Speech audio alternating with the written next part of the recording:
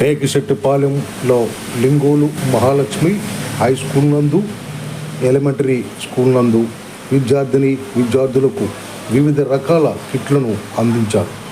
స్థానిక సర్పంచ్ పోతుదేవి దుర్గా తాతయ్య నాయుడు, ఉప సర్పంచ్ కటికిరెడ్డి మహేష్, మాజీ సర్పంచ్ గడ్డం పేర్రాజు, వార్డు సభ్యులు మాలే శ్రీనివాస్ నగేష్, ఉపాధ్యాయులు, విద్యార్థులు పాల్గొన్నారు.